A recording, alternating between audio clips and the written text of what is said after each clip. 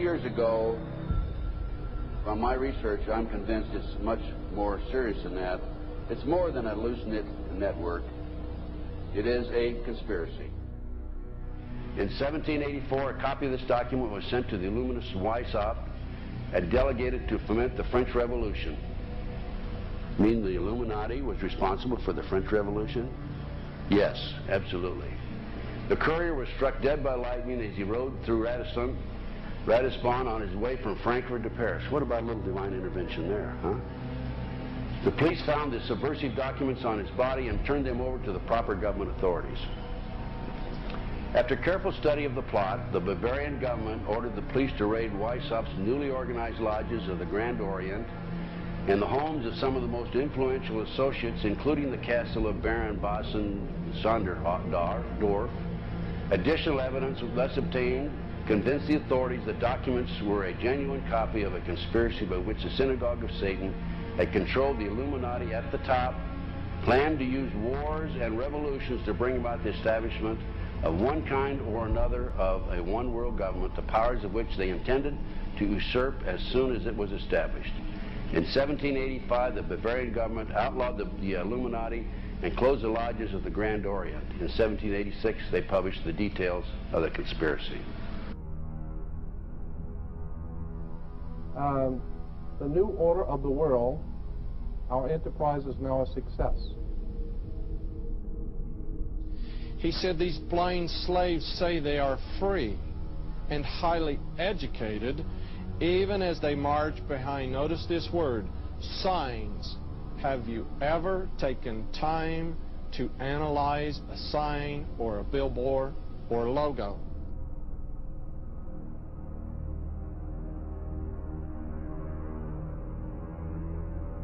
We'll start up here. In 1784, an act of God placed the Bavarian government in possession of evidence which proved the existence of the continuing Luciferian conspiracy. This explains the previous 9 pages, goes into it in detail. We don't have time to do it completely.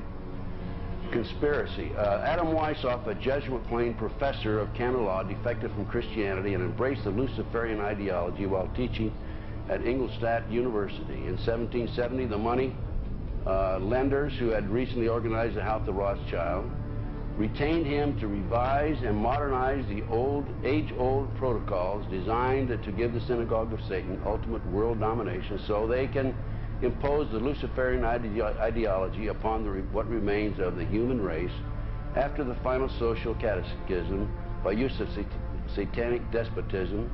Weishaupt completed his task on May the 1st, 1776. It's a communist holiday, isn't it? May 1, 1776. The plan required the destruction of all existing governments and religions. In 1776, Weishaupt organized the Illuminati to put the plot into execution. The word Illuminati is derived from Lucifer and means holders of the light.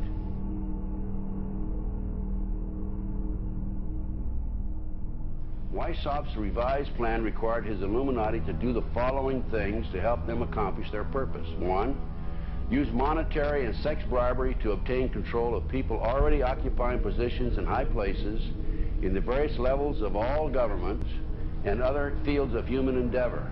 Once an influential person had fallen for the lies, deceits, and temptations of the Illuminati, they were to be held in bondage by application of political and other forms of blackmail and threats of financial ruin, public exposure, and physical harm, and even death to themselves and their loved ones. Number 12. Told those present that they must use their wealth to have candidates chosen to public office who would be obedient to their demands and would be used as pawns in the game by the men behind the scenes.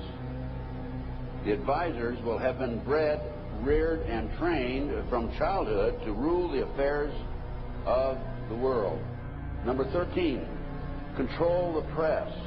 Number 16, infiltrate into the secret Freemasonry to be used for their purposes.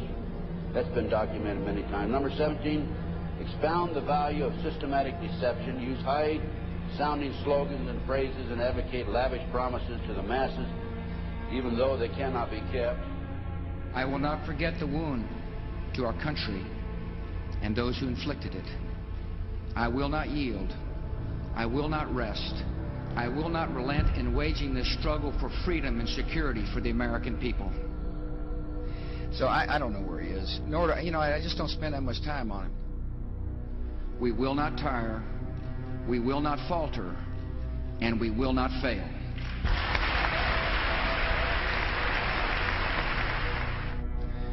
Terror is bigger than one person.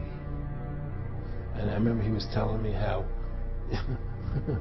you're gonna see soldiers looking in caves for people in Afghanistan and Pakistan and all these places, and there's gonna be this war on terror, of which there's no real enemy. Who knows if he's hiding in some cave or not? We hadn't heard from him in a long time. Operation Northwoods, the plan called for innocent people to be shot on American streets. This is the Pentagon. For boats carrying refugees fleeing Cuba to be sunk on the high seas. For a wave of violent terrorism to be launched in Washington, D.C., Miami, and elsewhere. People would be framed for bombings they did not commit. Planes would be hijacked using phony evidence, all of which would be blamed on Castro to justify an invasion of Cuba 40 years ago. An aircraft at Elgin Air Force Base would be painted and numbered as an exact duplicate for a civil registered aircraft belonging to a CIA proprietary organization in the Miami area. At a designate time, the duplicate would be substituted for the actual civil aircraft and would be loaded with selected passengers, all boarded under carefully prepared aliases. The actual registered aircraft would be converted into a drone, remote controlled plane, their word for it. Takeoff times of the drone aircraft and the actual aircraft would be scheduled to allow a rendezvous south of Florida. I mean, he's been tested unlike any other president with this 9/11.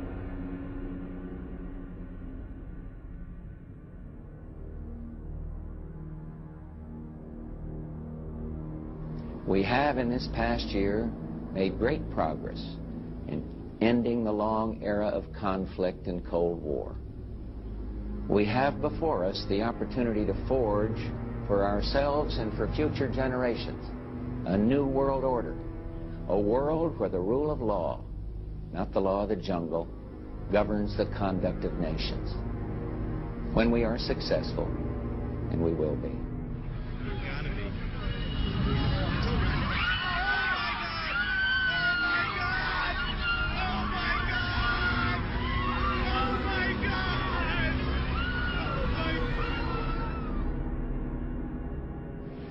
He argued that the use of any and all means to reach their final goal was justified on the grounds that the ruler who governed by the moral code was not a skilled politician because he left himself vulnerable and is in unsuitable position to his throne. He said those who wish to rule must have recourse to cunning and to make-believe because great national qualities like frankness and honesty are vices in politics. Fellow citizens will meet violence with patient justice, assured of the rightness of our cause, and confident of the victories to come. In all that lies before us, may God grant us wisdom, and may He watch over the United States of America.